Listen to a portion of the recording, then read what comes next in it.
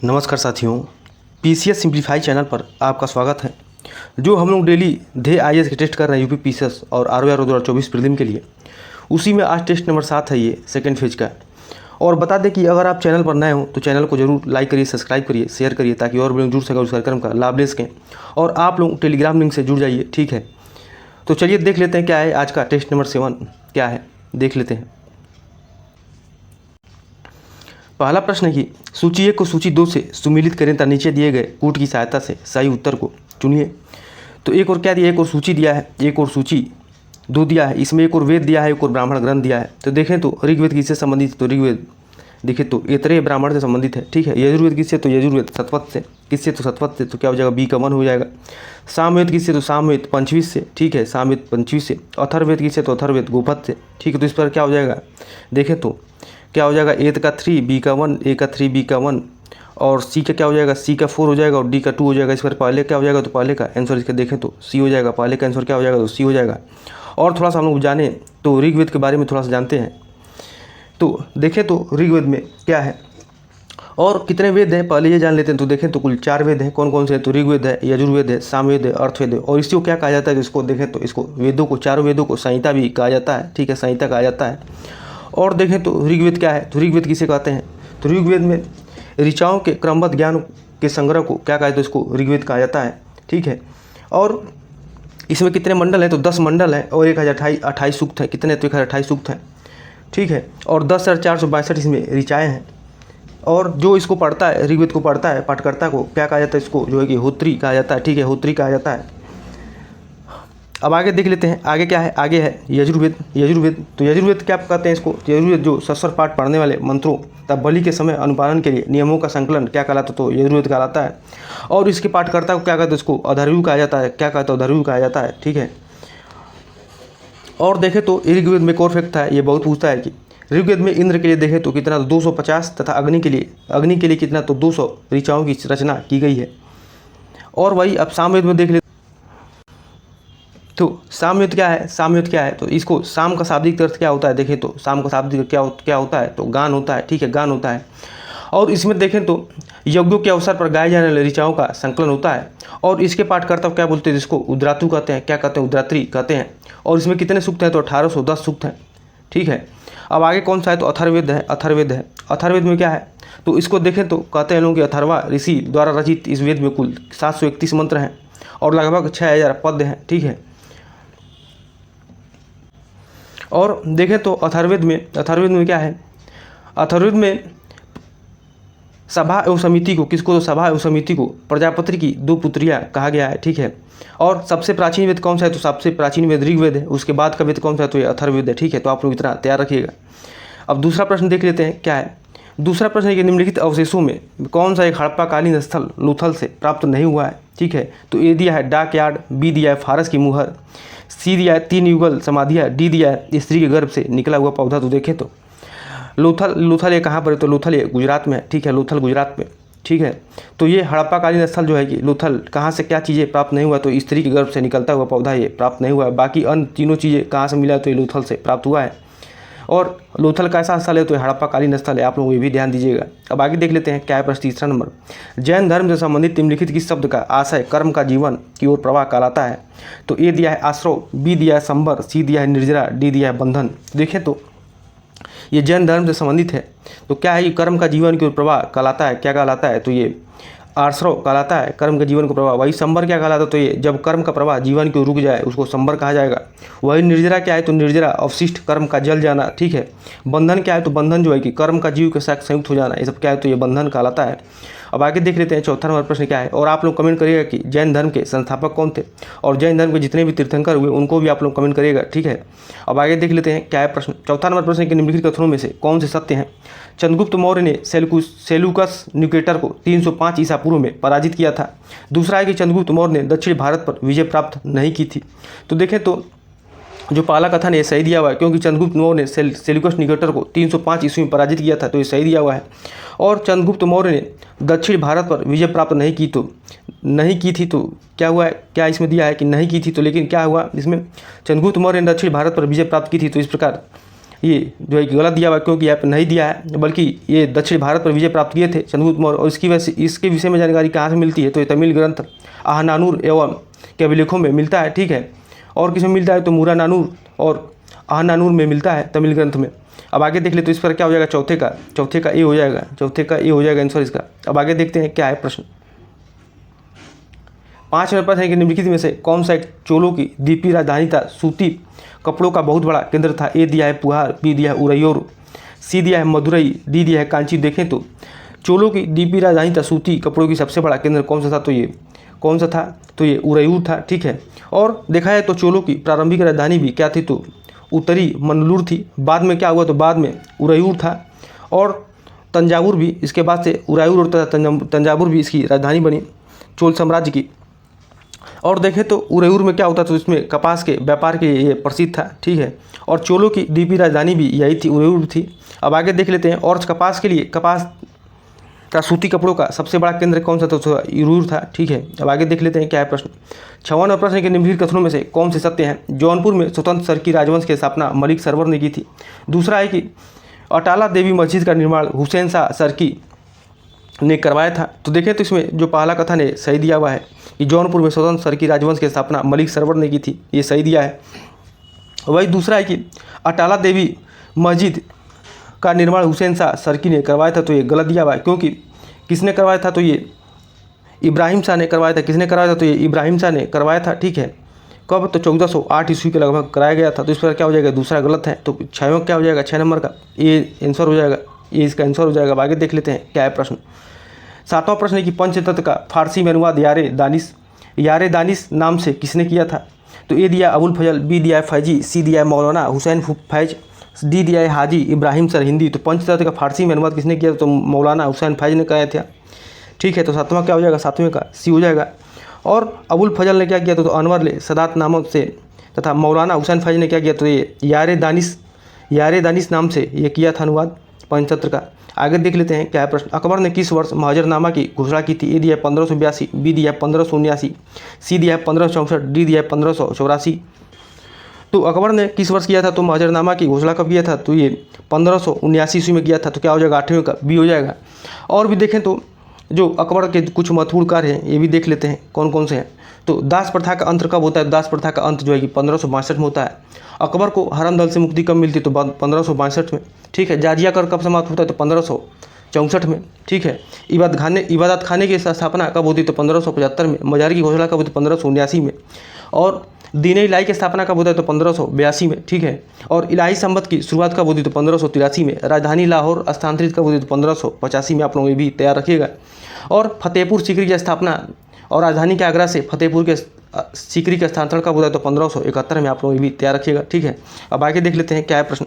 9 number प्रश्न है कि सल्तनत काल में भू राजस्व कि वह कौन सी प्रणाली थी जिसमें भूमि की पैमाइश के आधार पर उपज का निर्धारण किया जाता है। ए दिया है बटाई, सी बी दिया है मुक्ताई, सी दिया है मसार, डी दिया इनमें से कोई नहीं। तो देखें तो सल्तनत काल में भू राजस्व की कौन सी पैमाइश के आधार पर उपज का निर्धारण किया जाता, तो कैसे किया, तो ये मसाहत द्वारा किया जाता था, ठीक है। तो 9वें क्या हो जाएगा, 9वें का सी हो जाएगा आंसर इसका। और देखो तो सल्तनत काल में भू राजस्व निर्धारण के 3 तरीके थे। कौन कौन से तरीके, तो बटाई था, उसके बाद से मुक्ताई था और मसाहत था। मसाहत में क्या होता था, भूमि की पैमाइश के आधार पर उपज का निर्धारण किया जाता था। और इस प्रणाली को देखें तो अलाउद्दीन खिलजी ने प्रचलित किया था। किसने, तो अलाउद्दीन खिलजी ने प्रचलित किया था। अब आगे देख लेते हैं क्या है प्रश्न। 10 नंबर प्रश्न के निम्नलिखित में से किसने बलबन को उलुग खां की उपाधि प्रदान की थी। तो ए दिया है इल्तुतमिश, बी दिया है रजिया, सी दिया है नासरुद्दीन महमूद, डी दिया है कुतुब ऐबक। तो किसने बलबन को उलुग खां की उपाधि प्रदान किया था, तो किसने किया था, तो ये नासरुद्दीन महमूद ने किया था। और नासरुद्दीन महमूद क्या था, तो ये टोपी सीकर अपना गुजारा करता था, ठीक है। और देखें तो इसमें 1249 ईस्वी के लगभग 1249 ईस्वी में इसने बलबन को उलुग खां की और सेना पर पूर्ण नियंत्रण के साथ ही नायबे इसका तो नायबे मुमलकत का पद भी दिया था। अब आगे देख लेते हैं क्या है प्रश्न। 11 नंबर प्रश्न है कि निम्नलिखित ओशनियाई देशों एवं उनकी राजधानी के युगों में से कौन से सही सुमेलित हैं। तो एक और देश दिया, एक और राजधानी दिया है। वानुआतु का राजधानी क्या दिया, तो वानुआतु का राजधानी बोटविला दिया, तो ये सही है। पापुआ न्यू गिनी की राजधानी क्या दिया है, तो ये मजूरो दिया है, ये गलत दिया हुआ है, ठीक है। किरिबाती की राजधानी क्या दिया है, तो किरिबाती की राजधानी तरावा दिया है। तो इसमें कौन क्या देखना है, इसमें कौन से इसमें सही सुमेलित हैं। तो पहला और तीसरा जो है कि देखें तो इसमें सही है। और पापुआ न्यू गिनी की राजधानी क्या है, तो पोर्ट मोर्सबी है, ठीक है, पोर्ट मोर्सबी है। तो इस प्रकार क्या हो जाएगा। और मजूरों की राजधानी क्या है, तो मजूरों की राजधानी किसकी है, तो मार्शल द्वीप की राजधानी क्या है, तो मजूरे है। इस प्रकार क्या हो जाएगा, इसमें कौन से सही सुमिलित है, तो पहला और तीसरा इसमें सही दिया हुआ है। तो इस प्रकार क्या हो जाएगा, 11 का सी हो जाएगा आंसर इसका, 11 का सी हो जाएगा। अब आगे देख लेते हैं क्या है प्रश्न। 12 नंबर प्रश्न है कि निम्नलिखित कथनों में से कौन से सत्य हैं। उत्तरी अमेरिका में कोई भी स्थलबद्ध देश नहीं है। दूसरा है कि लीचेस्टाइन एक स्थलबद्ध देश है। तो देखें तो दोनों इसमें कथन सही दिए हुए हैं, क्योंकि उत्तरी अमेरिका में देखें तो कोई भी स्थलबद्ध देश नहीं है। और लीचेस्टाइन क्या है, तो एक स्थलबद्ध देश है। कहाँ का, तो लिंचेस्टाइन कहाँ का, तो ये यूरोप का है। इस प्रकार क्या हो जाएगा, 12 का सी हो जाएगा आंसर इसका। आगे देख लेते हैं क्या है। 13 नंबर प्रश्न है कि कोनराड असंबद्धता पाई जाती है कहाँ पर, तो ए दिया है ऊपरी मेंटल और निचले मेंटल के मध्य, बी दिया है निचली क्रस्ट ऊपरी मेंटल के मध्य, सी दिया है बाहरी कोट और आंतरिक कोट के मध्य, और डी दिया है ऊपरी क्रस्ट और निचले क्रस्ट के मध्य। तो देखें तो कोनराड असंबद्धता इसमें पाई जाती है, तो ये ऊपरी क्रस्ट और निचले क्रस्ट के मध्य पाया जाता है। ठीक है, ऊपरी क्रस्ट और निचले क्रस्ट के मध्य। इस पर क्या हो जाएगा, तो 13 का डी हो जाएगा। और देखें तो पृथ्वी के क्रस्ट को घनत्व के में अंतर के आधार पर ऊपरी क्रस्ट और निचले क्रस्ट में बांटा गया है। और घनत्व में यह अंतर दबाव के कारण माना जाता है। ऊपरी क्रस्ट और निचले क्रस्ट के मध्य घनत्व संबंधी असमानता क्या कहते, तो कोनराड असमानता कहलाता है। और इसमें और भी फैक्ट हैं, पूछते हैं। कोनराड के बाद एक कौन सा स्थल होता है, तो ये मोहविसिक डिसकंटिन्यूटी होता है। तो इसको एक इसके बीच होता है क्रस्ट एवं मेंटल के बीच सीमा क्षेत्र को कहते हैं। और एक होता है रेटिपी असमानता, ये किससे होता है, तो ये कहाँ पर पाया जाता है, ऊपरी मेंटल एवं निचले के बीच के सीमा क्षेत्र को क्या कहते, तो रेपिटी असमानता कहा जाता है। उसके बाद से देखें तो ये गुटेनबर्ग कौन होता है, तो गुटेनबर्ग विसाट असमानता होता है। किसके बीच पाए, तो निचले मेंटल तथा ऊपरी क्रूड के सीमा क्षेत्र को गुटेनबर्ग असमानता कहा जाता है। और देखें उसके बाद से तो एक लेहमन अवस्था होता है। ये कहाँ पर पाया जाता है, तो बाहरी कोट एवं आंतरिक कोट के सीमा क्षेत्र को लेहमन अवस्था कहा जाता है। ठीक है, तो इस प्रकार हम लोग देखें। अब आगे देख लेते हैं क्या है प्रश्न। 14 नंबर पर है कि निम्नलिखित पर्वतों में से कौन सी एक टर्शियरी पर्वतीकरण का परिणाम नहीं है। ए दिया है कुनलुन, बी दिया है एंडीज, सी दिया है अल्पस और डी दिया है अल्पेशियन। तो देखें तो कौन सा एक टर्शियरी पर्वतीकरण का परिणाम नहीं है, तो ये अल्पेशियन पर्वत है। ठीक है, अल्पेशियन पर्वत है, तो क्या हो जाएगा, 14 का डी हो जाएगा। और कौन कौन से पर्वत देखें तो टर्शियरी पर्वतीकरण का परिणाम है, तो कुनलुन है, ठीक है, आल्पस है, एंडीज है, हिमालय है, राकी है, ठीक है, राकी है, और एटलस पर्वत है। ये कहाँ पर, तो एटलस पर्वत आप लोग जरूर कमेंट करेगा। ये सब कैसी हैं, तो टर्शियरी अल्पाइन यूगिन पर्वत हैं। जबकि अल्पेशियन कैसी है, तो अल्पेशियन एक प्राचीन पर्वत है, जिसका निर्माण कब होता है, तो ये कैलिडोनियन युग में होता है। तो अल्पेशियन का निर्माण कब होता है, तो कैलिडोनियन युग में होता है। इस पर क्या हो जाएगा, तो 14 का डी हो जाएगा। आगे देख लेते हैं क्या है। 15 नंबर प्रश्न है कि माउंट किनाबालू ज्वालामुखी अवस्थित है। ए दिया है कनाडा में, बी दिया है फिलीपींस में, सी दिया है मलेशिया में, डी दिया है इंडोनेशिया में। तो माउंट किनाबालू ज्वालामुखी कहाँ पर अवस्थित है, ये मलेशिया में है। कहाँ पर है, तो मलेशिया में है। ठीक है, कहाँ पर है, तो मलेशिया में। तो क्या हो जाएगा, 15 का सी हो जाएगा। आगे देख लेते हैं क्या है प्रश्न। निम्नलिखित में से कौन सा एक सही सुमेलित नहीं है। ये दिया है खार्तूम, जिसका क्या दिया है, सुमेलित नील दिया है। न्यूयॉर्क दिया है, तो न्यूयॉर्क क्या दिया है, तो न्यूयॉर्क हडसन दिया है, ये भी सही दिया है। बर्लिन, तो कहाँ पर, तो बर्लिन जो है कि ये बर्लिन क्या दिया है, स्प्री नदी, ये भी दिया है। और सिडनी का क्या है, तो सिडनी का क्या दिया हुआ है, तो सिडनी का आपका क्या दिया है, तो सिडनी का सीन दिया है, ये बल्कि गलत दिया हुआ है, क्योंकि सीन जो है कि पेरिस नदी के किनारे है। ठीक है, पेरिस के किनारे कौन सी है, तो सीन नदी के किनारे है। ठीक है, तो इस पर क्या हो जाएगा, 16 का बी हो जाएगा। ये गलत दिया हुआ है, 16 क्या हो जाएगा, बी हो जाएगा। अब आगे देख लेते हैं क्या है प्रश्न। 17 नंबर प्रश्न कि निम्नलिखित में से किसने सुझाया था कि पृथ्वी का धुरी पर अवस्था बदलना जलवायु परिवर्तन के लिए एक कारक है। क्या दिया है, ए दिया है टीसी चेम्बरलेन, बी दिया है जॉर्ज सिम्पसन, सी दिया है मिलुटिन मिलानकोविच और डी दिया है रॉबर्ट हुक। तो किसने सुझाया था कि पृथ्वी का धुरी पर अवस्था बदलना जलवायु परिवर्तन के लिए एक कारक है, तो इसने कहा था, तो ये मिलुटिन मिलानकोविच ने कहा था कि पृथ्वी का धुरी पर अवस्था बदलना ये जलवायु परिवर्तन के लिए एक कारक है। अब आगे देख लेते हैं क्या है प्रश्न।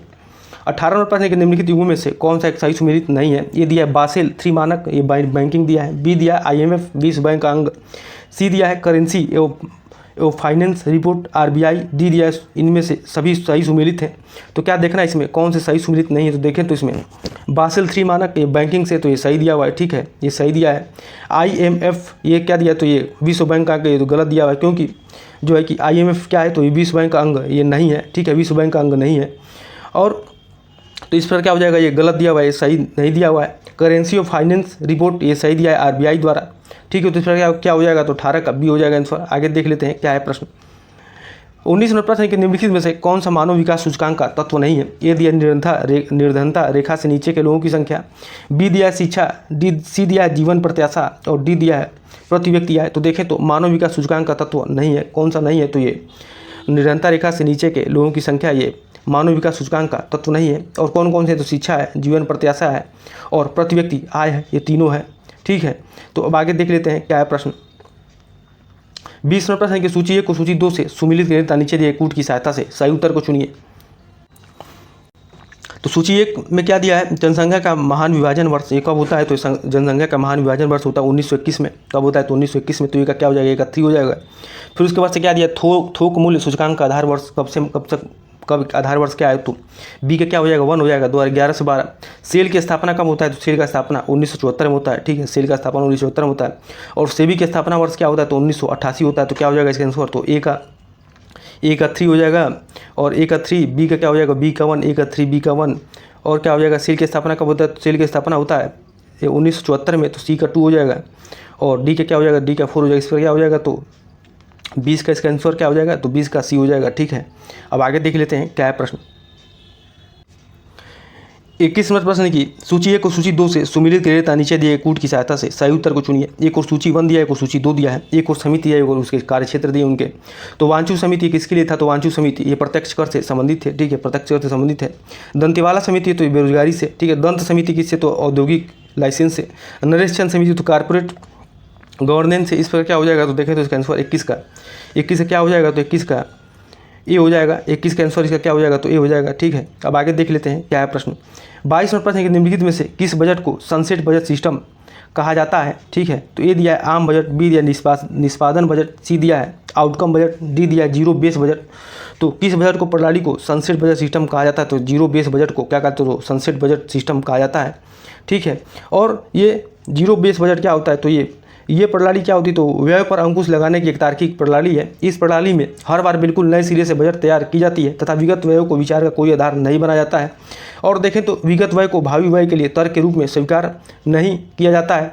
इस प्रकार क्या कहते, तो सूर्यास्त बजट प्रणाली या सनसेट बजट सिस्टम भी कहा जाता है, जिसका अर्थ क्या है, तो वित्तीय सूर्यास्त से पूर्व प्रत्येक विभाग को एक शून्य आधारित बजट प्रस्तुत करना होता है, जिससे उसके प्रत्येक क्रियाकलाप उपलब्धियों का क्या हो, तो लेखा जोखा इसमें होता है। तो इसका क्या हो जाएगा, तो 22 का डी हो जाएगा। आगे देख लेते हैं क्या है प्रश्न। विश्वविख्यात भारत माता मंदिर के संदर्भ में कौन सा कथन असत्य है। यह मंदिर वाराणसी में स्थित है, इसका निर्माण बाबू शिव प्रसाद गुप्त ने कराया था। तीसरा है कि सी दिया है कि भारत माता मंदिर देवी या देवता का परंपरागत प्रतिमा है, तो ये देखें तो ये गलत दिया हुआ है। बाकी सब क्या है, तो सही है। ये कहाँ पर, तो वाराणसी में है। इसका निर्माण कौन कराया, तो बाबू शिव प्रसाद गुप्त ने कराते हैं। और इसका शुभारंभ कब, तो महात्मा गांधी द्वारा वर्ष 1936 ईस्वी में किया गया था, तो ये भी सही दिया हुआ। इस पर कौन सा इसमें सही नहीं दिया हुआ, तो 23 का सी ने सही नहीं दिया हुआ, क्योंकि ये देखें तो ये परंपरागत प्रतिमा नहीं है। ठीक है, किंतु भारत माता का वास्तविक देखें तो यहाँ पे मानचित्र है। तो क्या हो जाएगा इसका आंसर, तो इसका आंसर क्या हो जाएगा, तो 23 का सी हो जाएगा। आगे देख लेते हैं क्या है। राष्ट्रीय चैम्बर ऑफ उद्योग और वाणिज्य उत्तर प्रदेश स्थित है, कहाँ पर, तो ये लखनऊ में। बी दिया है आगरा में, सी दिया है कानपुर में, डी दिया है गाजियाबाद में। तो राष्ट्रीय चैम्बर उद्योग और वाणिज्य उत्तर प्रदेश कहाँ पर, तो ये आगरा में है। कहाँ पर, आगरा में है। और इसकी स्थापना कब होता है, तो 1949 में इसकी स्थापना होता है। ठीक है, आगे देख लेते हैं क्या है प्रश्न। 25 नंबर प्रश्न, उत्तर प्रदेश के निम्नलिखित में से किस जनपद में अगरिया जनजाति निवास करती है। तो ये दिया है मिर्जापुर में, बी दिया है बलिया में, सी दिया है गाजीपुर में, डी दिया है सोनभद्र में। तो देखें तो अगरिया जनजाति कहाँ पर पाई जाती है, तो अगरिया जनजाति सोनभद्र में जिले में निवास करती है। ठीक है, अब आगे देखते हैं क्या है प्रश्न। 26 नंबर प्रश्न है कि ओबरा ताप विद्युत संयंत्र के संदर्भ में निम्नलिखित कथनों में से कौन से सही है। इसका निर्माण 1967 ईस्वी में किया गया था। यह फ्रांस के सहयोग से प्रारंभ हुआ। तो देखें तो ओबरा ताप विद्युत संयंत्र के बारे में देखना है, तो इसका निर्माण 1967 में शुरू हुआ, तो ये सही दिया हुआ है। और क्या दिया है, तो यह फ्रांस के सहयोग से प्रारंभ होता है, तो ये गलत दिया हुआ है, क्योंकि इसका निर्माण किसके सहयोग से होता है, तो रूस के सहयोग से प्रारंभ होता है, जो 1971 में तैयार हो जाता है। इस पर क्या हो जाएगा, तो दूसरा इसमें कथन गलत दिया हुआ है, तो इसका क्या हो जाएगा, 26 का ये हो जाएगा आंसर इसका। आगे देखते हैं क्या दिया है। सूची 1 को सूची 2 से सुमिलित करें तथा नीचे दिए कूट की सहायता से सही उत्तर को चुने। तो एक और क्या दिया है, शारदा नहर दिया है। ठीक है, और उद्गम स्थल दिया है। एक और नहर दिया है, उसका उद्गम स्थल दिया है। तो शारदा नहर कहाँ से निकलती है, तो ये बनवासा से इसका उद्गम स्थल है। ठीक है, बनवासा से। निचली गंगा नदी कहाँ से, तो नौरारा से। ठीक है, पूर्वी यमुना नहर का उद्गम कहाँ से होता है, ये सहारनपुर से होता है। आगरा नहर का तो ये कहाँ से, तो ओखला से। तो इस पर क्या हो जाएगा, तो देखें तो ए का 3 बी का 1, ए का 3 बी का 1 इस एक ही ऑप्शन में दिया है। सी का 2 और डी का 4। इस पर क्या हो जाएगा, तो 27 का ही हो जाएगा आंसर इसका। सॉरी 27 से क्या हो जाएगा, 27 का सी हो जाएगा। ठीक है, 27 का सी हो जाएगा। फिर से एक बार देख लेते हैं, शारदा नहर कहाँ से उद्गम होता है, तो ये बनवासा से। ठीक है, शारदा नहर का बनवासा से, तो ये का 3 हो जाएगा। निचली गंगा नहर का तो कहाँ से, तो नौरौरा से। पूर्वी यमुना नहर का तो कहाँ से, सहारनपुर से। और आगरा नहर कहाँ से, तो ओखला से। इस पर क्या हो जाएगा, तो इसका आंसर क्या हो जाएगा, 27 का सी हो जाएगा। ठीक है, 27 का सी हो जाएगा। अब आगे देखते हैं क्या है प्रश्न। 28 नंबर प्रश्न है कि उत्तर प्रदेश का सोनराज क्षेत्र निम्नलिखित में से किस खनिज के लिए प्रसिद्ध है? ए दिया है तांबा, बी दिया है सोना, सी दिया है चूना पत्थर, डी दिया है डोलोमाइट। तो देखें तो उत्तर प्रदेश का सोनराज क्षेत्र ये कहाँ पर है? तो ये ललितपुर में है, ठीक है। इसी तरह किसके लिए प्रसिद्ध है? ये तांबा के लिए प्रसिद्ध है, तो इस पर क्या हो जाएगा? 28 का ये हो जाएगा। आगे देखते हैं क्या है प्रश्न। जनगणना 29 नंबर प्रश्न है कि जनगणना 2011 के अनुसार उत्तर प्रदेश के निम्नलिखित में से किस जिले में न्यूनतम नगरीय जनसंख्या प्रतिशत पाया जाता है? ए दिया है महाराजगंज, बी दिया है प्रतापगढ़, सी दिया है कुर्सीनगर और डी दिया है सुल्तानपुर। देखें तो न्यूनतम नगरीय जनसंख्या प्रतिशत ये कहाँ पर पाया जाता है? कुर्सीनगर में पाया जाता है, तो क्या हो जाएगा? 29 का सी हो जाएगा। और भी देखें तो 2011 के अनुसार उत्तर प्रदेश के न्यूनतम नगरीय जनसंख्या प्रतिशत वाले 5 जिले कौन कौन से? तो श्रावस्ती है, ठीक है। श्रावस्ती के बाद से कौन सा है? तो कुर्सीनगर है, फिर उसके बाद से महाराजगंज है, फिर सुल्तानपुर है, फिर उसके बाद से देखें तो प्रतापगढ़ है। इस पर क्या हो जाएगा? तो 29 का सी हो जाएगा। अब आगे देख लेते हैं क्या प्रश्न। 30 नंबर प्रश्न है कि जनगणना 2011 के अनुसार देश की कुल श्रम जनसंख्या में उत्तर प्रदेश की भागीदारी है। ए दिया 11%, बी दिया 9.8%, सी दिया 15%, डी दिया है 9.5%। देखें तो जनगणना 2011 के अनुसार देश की कुल श्रम जनसंख्या में उत्तर प्रदेश की भागीदारी कितना है? तो ये 9.5% है। और देखें तो इस संदर्भ में आगे देखें तो महाराष्ट्र है, उसके बाद से आंध्र प्रदेश है, पश्चिम बंगाल है, उसके बाद से किसकी स्थान है? तो उत्तर प्रदेश का इसमें देखें तो चौथा स्थान है, ठीक है। अब आगे देख लेते हैं क्या है प्रश्न। 31 नंबर प्रश्न है कि रानीपुर वन्यजीव विहार अवस्थित है। ए दिया है मिर्जापुर में, बी दिया है चित्रकूट में, सी दिया है मैनपुरी में और डी दिया है ललितपुर में। तो रानीपुर वन्यजीव विहार कहाँ पर? तो चित्रकूट में, ठीक है। 31 क्या हो जाएगा? 31 का बी हो जाएगा। अब आगे देख लेते हैं क्या है प्रश्न। 32 नंबर प्रश्न की निम्नलिखित में से कौन सा यमुना नदी के किनारे अवस्थित नहीं है? ए दिया है कौशाम्बी, बी दिया हमीरपुर, सी दिया फर्रुखाबाद, डी दिया है कालपी। तो यमुना नदी के किनारे अवस्थित नहीं है, तो ये फर्रुखाबाद नहीं है, बाकी कौशाम्बी भी है, हमीरपुर भी है, कालपी भी है, ठीक है। और फर्रुखाबाद गंगा नदी के किनारे अवस्थित है, ठीक है। फर्रुखाबाद कहाँ पर? तो ये गंगा नदी के किनारे स्थित है, ठीक है। अब आगे देख लेते हैं क्या है प्रश्न। 33 नंबर प्रश्न की संविधान की प्रस्तावना को ए है लागू किया जा सकता है, बी दिया है लागू नहीं किया जा सकता है, सी दिया है संविधान के स्पष्ट क्षेत्रों की व्याख्या है तो इसकी सहायता ली जा सकती है। तो देखें तो संविधान की प्रस्तावना को क्या क्या किया जा सकता है? इसको लागू नहीं किया जा सकता है, ठीक है। और संविधान के स्पष्ट क्षेत्रों को की व्याख्या है तो उसकी सहायता ली जा सकती है। इस पर क्या हो जाएगा? 33 का डी हो जाएगा, बाकी ये गलत है, ठीक है। कैसे? तो देख लेते हैं। केशवानंद भारतीवाद 1973 में सर्वोच्च न्यायालय ने प्रस्तावना को संविधान का अंग माना तथा निर्णय दिया कि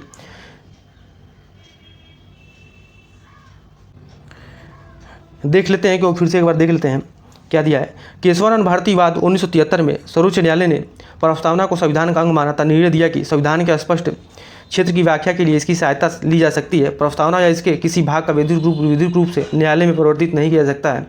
इस पर क्या हो जाएगा? तो 33 का डी हो जाएगा। अब आगे देख लेते हैं क्या है प्रश्न। 34 नंबर प्रश्न की भारतीय संविधान के अनुच्छेद 162 का संबंध निम्नलिखित में से किस एक से है? ए दिया राज्य की कार्यपालिका से, बी दिया राज्य की विवेकाधीन शक्ति से, सी दिया राज्यपाल की पदावधि से, डी दिया राज्य की कार्यपालिका शक्ति का विस्तार से। तो देखें तो क्या हो जाएगा? तो अनुच्छेद 162 का संबंध किससे है? तो ये राज्य की कार्यपालिका शक्ति के विस्तार से संबंधित है। तो क्या हो जाएगा? 34 का डी हो जाएगा, ठीक है। अब आगे देख लेते हैं क्या है प्रश्न। 35 नंबर प्रश्न की क्षेत्रीय परिषदों के संदर्भ में निम्नलिखित कथनों में से सत्य कथन को चुनिए। तो क्या दिया? इनका गठन राज्य पुनर्गठन अधिनियम 1956 के तहत किया गया था। दूसरा है कि क्षेत्रीय परिषदों की संख्या 4 उत्तरी, दक्षिणी, पूर्वी और पश्चिमी है। तो इसमें क्या देखना है? इसमें कौन से इसमें सत्य कथन है? तो देखें तो 35 से क्या हो जाएगा? तो 35 से इसमें पहला जो है कि सही दिया हुआ है, क्योंकि इसका गठन कब होता है? तो 1956 में राज्य पुनर्गठन अधिनियम 1956 के तहत किया जाता है। और इसकी संख्या कितनी है? तो इसकी संख्या 4 नहीं बल्कि कितनी है? तो ये 5 है। कौन कौन सी? तो उत्तरी है, तो उसके बाद से दक्षिणी है, फिर पूर्वी है, पश्चिमी और मध्य क्षेत्रीय परिषद है। तो क्या हो जाएगा? इस प्रकार ये देखें तो दूसरा कथन गलत हो जाएगा। 35 क्या हो जाएगा आंसर? तो 35 का ए हो जाएगा। अब आगे देख लेते हैं क्या दिया है प्रश्न। 36 नंबर प्रश्न की भारतीय संविधान के अनुच्छेद 243 ZJ के अनुसार सहकारी समिति के निर्देशकों की अधिकतम संख्या हो सकती है। ए दिया है 10, बी दिया है 15, सी दिया है 7, डी दिया है 21। तो देखें तो अनुच्छेद 243 ZJ के अनुसार सहकारी समितियों के निर्देशकों की अधिकतम संख्या कितनी हो सकती है? तो 21 हो सकती है। 36 क्या हो जाएगा? डी हो जाएगा, ठीक है। अब आगे देख लेते हैं क्या है प्रश्न। और किसके द्वारा होता है? तो राज्य विधानमंडल द्वारा विधि बनाकर उपबंधित किया जाता है, परंतु ये संख्या क्या होती है? तो 21 अधिक नहीं हो सकती है। आगे देख लेते हैं क्या दिया है। 37 नंबर प्रश्न के निम्न में से किन अनुच्छेदों को राष्ट्रीय आपातकाल के दौरान निलंबित नहीं किया जा सकता है? ए दिया अनुच्छेद 1920 को, बी दिया अनुच्छेद 20 और 21 को, सी दिया अनुच्छेद 17 और 18 को और डी दिया अनुच्छेद 21 और 22 को। देखें तो किस अनुच्छेद को राष्ट्रीय आपातकाल के दौरान निलंबित नहीं किया? तो ये अनुच्छेद 20 और 21 को, ठीक है। और किसमें? आर्टिकल 359 के अनुसार ये बातें कहीं गई हैं। तो क्या हो जाएगा? 37 का बी हो जाएगा। अब आगे देख लेते हैं क्या है प्रश्न है कि जनगणना 2011 के अनुसार निम्नलिखित राज्यों में से किस राज्य में उच्चतम लिंगानुपात है? तो ये दिया आंध्र प्रदेश, बी दिया है कर्नाटक, सी दिया है तमिलनाडु और डी दिया है उड़ीसा। तो देखें तो उच्चतम लिंग अनुपात कहाँ पर है, तो ये तमिलनाडु में है। कहाँ पर, तमिलनाडु में, ठीक है। तमिलनाडु में कितना है, तो 996 है, 996 है। उसके बाद से आंध्र प्रदेश में कितना है, तो आंध्र प्रदेश में 993 है, ठीक है। कर्नाटक में कितना है, तो 973 है, 973 है। और उड़ीसा में कितना है, तो उड़ीसा में 979 है। इस पर क्या हो जाएगा, तो 38 का सी हो जाएगा। अब आगे देख लेते हैं क्या है प्रश्न। 39 नंबर प्रश्न है कि भारत की जनगणना 2011 के अनुसार निम्नलिखित राज्यों में से किसमें शिशु जनसंख्या का प्रतिशत भाग ग्रामीण क्षेत्रों में से न्यूनतम है, तो कहाँ पर है, तो केरल में है। कहाँ पर है, केरल में, ठीक है। केरल में कितना है, तो 10.4% है। कितना है, 10.4% है। वही पंजाब में देखें तो पंजाब में कितना है, तो पंजाब में 11.2% है। कितना पंजाब में, तो 11.2% है। और हरियाणा में कितना है, तो हरियाणा में 13.2% है। और जम्मू कश्मीर में कितना है, जम्मू कश्मीर में 17.5% है, ठीक है। तो इस प्रकार क्या हो जाएगा, 39 का ये हो जाएगा आंसर। अब आगे देख लेते हैं क्या है। 40 नंबर प्रश्न की भारत की जनगणना 2011 के अनुसार निम्नलिखित में से किस राज्य में शिशु लिंग अनुपात सर्वाधिक है, तो ए क्या दिया है, ए पंजाब दिया है, बी दिया हरियाणा, सी दिया उत्तर प्रदेश और डी दिया है छत्तीसगढ़। तो देखें तो भारत की जनगणना 2011 के अनुसार किस राज्य में शिशु लिंग अनुपात सर्वाधिक है, तो कहाँ पर है, छत्तीसगढ़ में। कहाँ पर है, तो छत्तीसगढ़ में। पंजाब में कितना है, तो पंजाब में 846 है। उत्तर प्रदेश में कितना है, तो उत्तर प्रदेश में 902 है। हरियाणा में कितना है, तो 834 है। छत्तीसगढ़ में कितना है, छत्तीसगढ़ में 969 है, ठीक है। इस पर क्या हो जाएगा, तो 40 का डी हो जाएगा। अब आगे देख लेते हैं क्या प्रश्न। 41 नंबर प्रश्न है कि दक्षिणी अमेरिका देश वेनेजुएला के संबंध में निम्न कथनों पर विचार कीजिए और कूट के माध्यम से सही कथन को चुनिए। तो देखिए क्या दिया है। पहला कथन है कि वेनेजुएला अपने सभी ग्लेशियर गंवाने वाला विश्व का प्रथम देश बन गया है। दूसरा है कि अभी हाल ही में वहाँ का बचा अंतिम हम्बोल्ट ग्लेशियर बर्फ के मैदान में बदल गया है। तीसरा है कि वेनेजुएला की सीमा इक्वाडोर, कोलंबिया तथा ब्राज़ील देश से स्पर्श करती है। तो देखें तो इसमें इसके कूट के माध्यम से सही उत्तर को देखना है। तो वेनेजुएला अपना सभी ग्लेशियर गंवाने वाला विश्व का प्रथम देश बन गया, तो ये सही है। अभी हाल ही में वहाँ का बचा अंतिम हम्बोल्ट ग्लेशियर बर्फ के मैदान में बदल गया, तो ये भी सही दिया हुआ है, ठीक है। और जो इसका तीसरा जो कथन है कि वेनेजुएला की सीमा इक्वाडोर, कोलंबिया तथा ब्राज़ील देशों को स्पर्श करती है, तो गलत दिया हुआ है। क्योंकि वेनेजुएला की सीमा कहाँ कहाँ से लगती है, तो वेनेजुएला की सीमा गुयाना से, उसके बाद से ब्राज़ील से, फिर कोलंबिया देशों से संपर्क करती है, न कि इसमें क्या दिया है, इक्वाडोर दिया है, ठीक है। तो ये गलत दिया हुआ है। तो कौन कौन से हो गए, कौन कौन से देश सीमा लगाते हैं, तो कौन कौन से हैं, तो गुयाना हो गया, ब्राज़ील हो गया, कोलंबिया हो गया, सब स्पर्श करते हैं, ठीक है। अब आगे देख लेते हैं क्या है प्रश्न। इस पर क्या हो जाएगा, तो 41 का बी हो जाएगा आंसर। इसका 41 क्या हो जाएगा, तो बी हो जाएगा। अब आगे देख लेते हैं क्या है प्रश्न। 42 नंबर प्रश्न है कि हाल ही के दिनों में कैल्शियम कार्बाइड चर्चा का विषय बना है। इसके संबंध में निम्न में से कौन से कथन सही है, कूट के माध्यम से सही कथन को चुने। तो पहला दिया है इसमें कैल्शियम कार्बाइड का प्रयोग कच्चे फलों को पकाने में किया जाता है, तो ये सही दिया हुआ है। इसमें एसिटिलीन गैस निकलती है जिसमें आर्सेनिक और फास्फोरस के हानिकारक अंश पाए जाते हैं, तो ये भी सही दिया हुआ है। और तीसरा है कि कैल्शियम कार्बाइड को खाद्य सुरक्षा और मानक बिक्री पर निषेध और प्रतिबंध विनियम 2011 के तहत प्रतिबंधित किया गया, तो ये भी सही दिया हुआ है। फलों के पकाने के लिए एक सुरक्षित विकल्प के रूप में एथिलीन गैस के उपयोग की अनुमति दी गई, तो ये भी सही दिया हुआ है। इस पर क्या हो जाएगा, देखें तो चारों जो कथन है सही दिए, इस पर क्या हो जाएगा, तो 42 का ये हो जाएगा। अब आगे देख लेते हैं क्या है प्रश्न। 43 नंबर प्रश्न है कि निम्न कथनों पर विचार कीजिए। क्या है, भारतीय वन्यजीव संस्थान की स्थापना 1984 ईस्वी देहरादून में की गई। यह पर्यावरण, वन एवं जलवायु परिवर्तन मंत्रालय के अंतर्गत स्वतंत्र निकाय है। इसमें कथन सही कथन को देखना है। तो देखें तो भारतीय वन्यजीव संस्थान की स्थापना 1984 ईस्वी में नहीं बल्कि कब होता है, तो ये 1982 ईस्वी में होता है। इस प्रकार क्या हो जाएगा, ये गलत हो जाएगा। और दूसरा कथन है कि यह पर्यावरण, वन और जलवायु परिवर्तन मंत्रालय के अंतर्गत एक स्वतंत्र निकाय है, तो ये सही दिया हुआ है। इस पर क्या हो जाएगा, तो 43 का बी हो जाएगा आंसर इसका, क्योंकि पहला जो है कि गलत दिया हुआ है। 43 क्या हो जाएगा, बी हो जाएगा। अब आगे देख लेते हैं क्या है प्रश्न। 44 नंबर प्रश्न कि अंतर्राष्ट्रीय वित्त निगम के संबंध में निम्न में से कौन सा कथन गलत है। ये दिया अंतर्राष्ट्रीय वित्त निगम की स्थापना 1956 ईस्वी में विश्व बैंक समूह के एक हिस्से के रूप में की गई। बी दिया इसका मुख्यालय वाशिंगटन डीसी में है। सी दिया इसका उद्देश्य विश्व के विभिन्न देशों की सरकारों को ऋण प्रदान कर विकास योजनाओं को संचालित करना है। डी दिया हाल ही में इसने महिला माइक्रो फाइनेंस आधारकर्ताओं को ऋण प्रदान करने के लिए भारत के HDFC बैंकों को $500 मिलियन का ऋण प्रदान किया। तो अंतर्राष्ट्रीय वित्त निगम के संबंध में गलत कथन को देखना है। तो देखें तो अंतर्राष्ट्रीय वित्त निगम की स्थापना कब होता है, तो 1956 ईस्वी में विश्व बैंक समूह के एक हिस्से के रूप में की गई, तो ये सही दिया हुआ है। और इसका मुख्यालय कहाँ पर, तो इसका मुख्यालय वाशिंगटन DC में, ये भी सही दिया हुआ है। और उसका उद्देश्य विश्व के विभिन्न देशों की सरकारों को ऋण प्रदान करना और विकास योजनाओं को संचालित करना है, तो ये गलत दिया हुआ है, ठीक है। आगे क्या दिया है, आगे दिया है कि हाल ही में इसने महिला माइक्रो फाइनेंस आधारकर्ताओं को ऋण प्रदान करने के लिए भारत के HDFC बैंक को $500 मिलियन का ऋण प्रदान किया, तो ये सही दिया हुआ है। तो इस पर क्या हो जाएगा, तो इसका आंसर क्या हो जाएगा, तो 44 का सी हो जाएगा। अब आगे देख लेते हैं क्या है प्रश्न। 45 नंबर प्रश्न के निम्न कथनों पर विचार कीजिए। क्या दिया है कि अनुच्छेद 29 भारत के किसी भी भाग में रहने वाले नागरिकों के किसी भी अनुभाग को जिसकी अपनी विशेष भाषा, लिपि या संस्कृति उसे बनाए रखने का अधिकार होगा।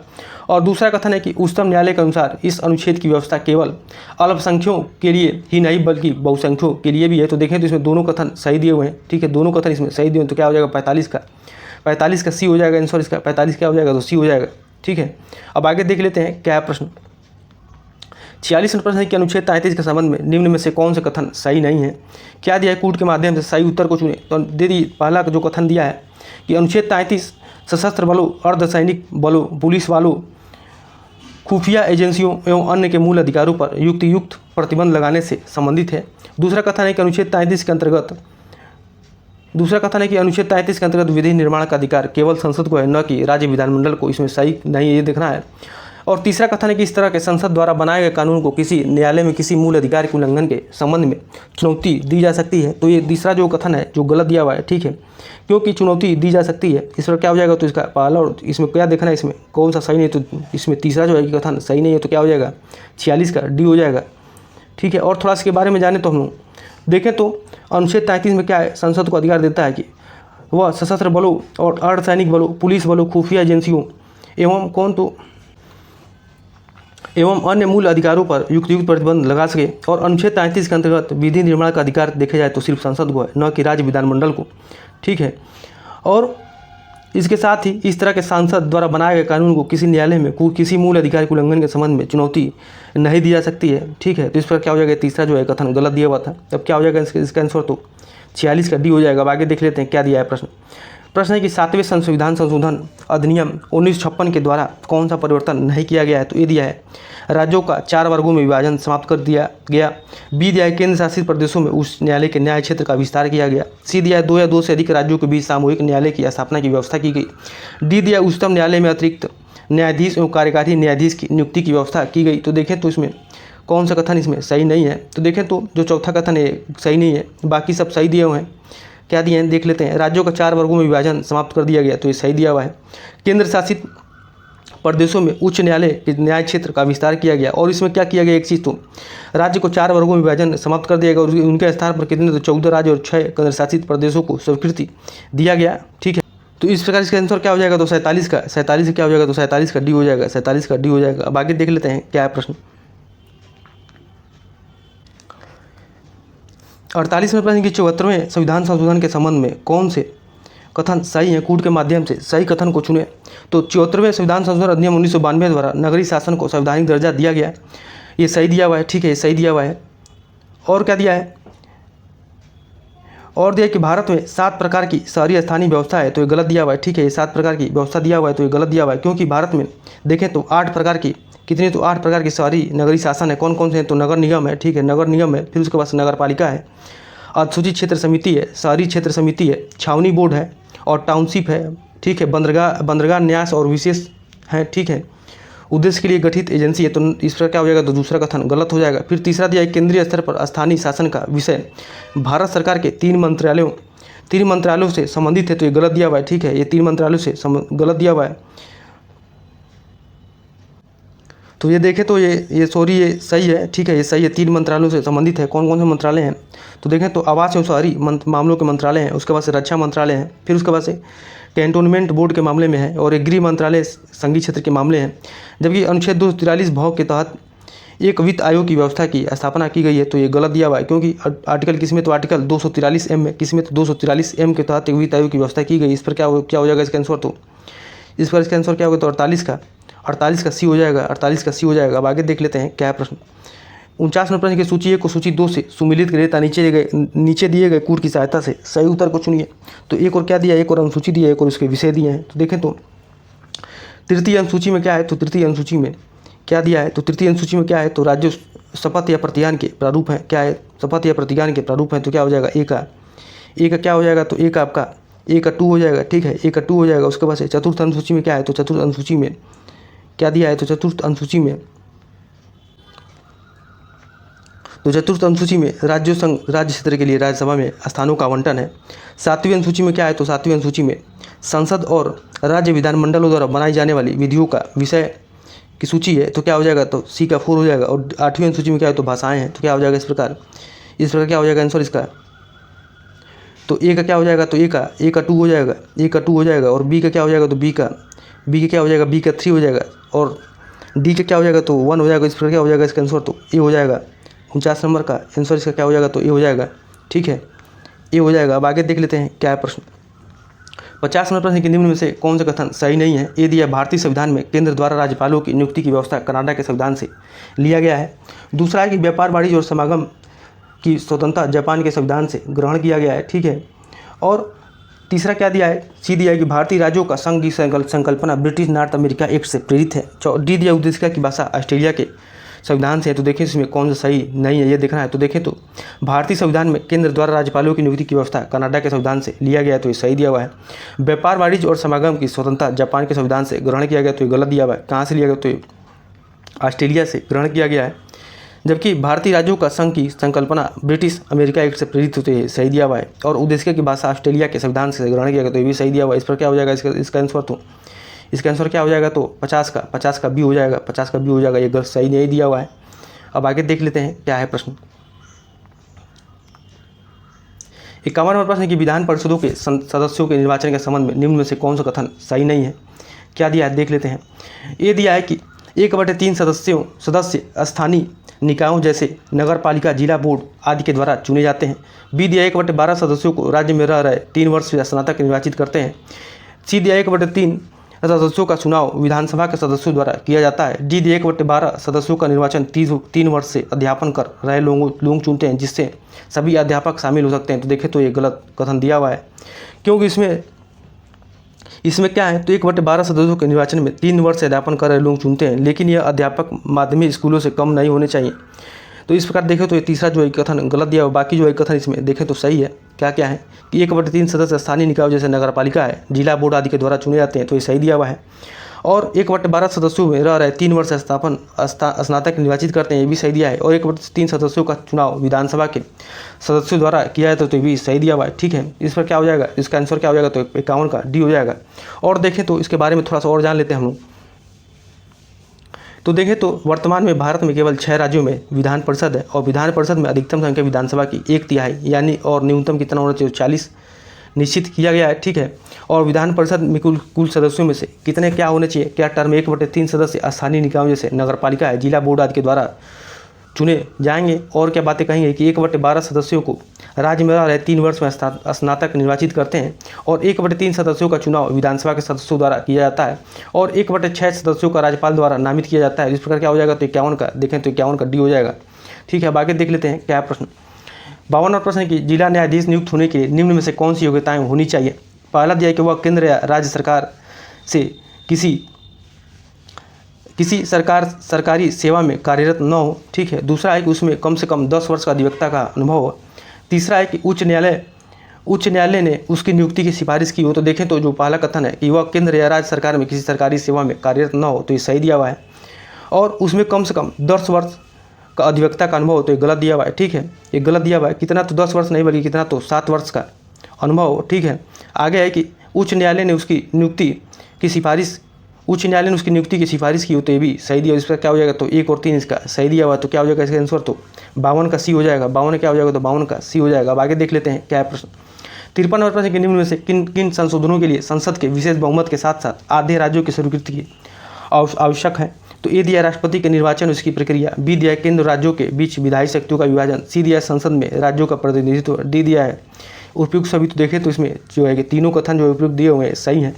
और देखें तो थोड़ा सा के बारे में और जाने कि संविधान में कई तरीकों से संविधान संशोधन किया जा सकता है, जैसे कि साधारण बहुमत द्वारा, फिर उसके बाद संसद के विशेष बहुमत द्वारा, और संसद के विशेष बहुमत एवं आधे राज्यों की स्वीकृति द्वारा। कुछ विषयों में देखें तो संविधान संशोधन के लिए संसद के विशेष बहुमत के साथ साथ आधे राज्यों की सहमति आवश्यक होता है, जैसे कि केस के तो राष्ट्रपति का निर्वाचन एवं उसकी प्रक्रिया हो गया, केंद्र और राज्य कार्यकारिणी की शक्तियों का विस्तार हो गया, उच्च न्यायालय, उच्चतम न्यायालय और केंद्र एवं राज्यों के बीच विधायी शक्तियों का विभाजन हो गया, और 7वीं अनुसूची में संबंध कोई विषय हो गया, संसद में राज्यों का प्रतिनिधित्व आदि हो गया।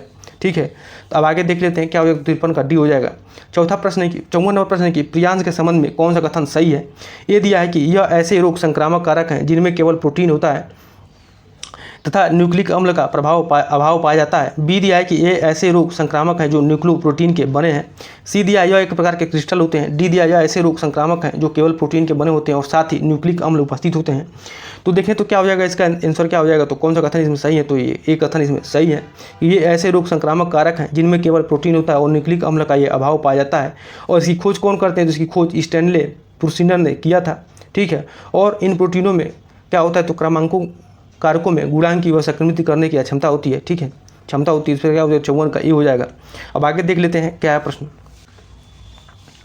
55 नंबर प्रश्न की बहुत से शैवालों का आर्थिक महत्व है और उनका प्रयोग विभिन्न कार्यों में किया जाता है। शैवालों के उपयोग के संबंध में कौन सा सही सुमेलित नहीं है, तो ये दिया है क्लोरोलेरा प्रकाश संश्लेषण की खोज, ये सही दिया हुआ है। वैलोनिया ये जूट द्रव्य की खोज, ये भी सही दिया है। लेमिनेरिया आयोडीन बनाना। कैराड्रास से क्या दिया है, तो कैराड्रास दिया है कृत्रिम ऊन का निर्माण, तो ये गलत दिया हुआ है, ठीक है। कैराड्रास से क्या होता है, सवाल से स्लेसेमिक केरोगोनिन नामक पदार्थ तैयार किया जाता है, जैसे कि कौन कौन से श्रृंगार प्रसाधन है, शैम्पू, जूते की पालिश आदि बनाने में काम आता है। वही कृत्रिम ऊन का निर्माण किससे होता है, तो किससे होता है, तो सार गासम नामक शैवाल से किया जाता है। तो क्या हो जाएगा, 55 का डी हो जाएगा। अब आगे देख लेते हैं क्या है प्रश्न। नीचे तो कथन दो कथन दिए गए जिनमें से एक कथन ए और दूसरे को कारण आर कहा गया है, ठीक है। क्या है, ग्लूकोज को कोशिकीय ईंधन कहते हैं, तो ये बिल्कुल सही दिया हुआ, ठीक है।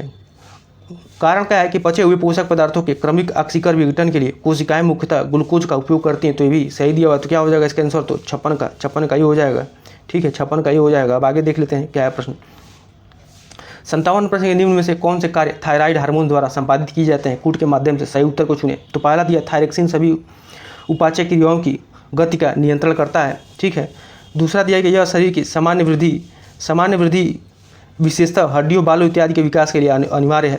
पीयूष ग्रंथि के हार्मोन के साथ मिलकर शरीर के जल संतुलन का नियंत्रण करते हैं। तो देखें तो उसमें क्या देखना है, सही उत्तर को देखना है। तो देखें तो थायरोक्सिन क्या करता है, तो सभी उपाचय क्रियाओं की गति का नियंत्रण करता है, तो ये सही है।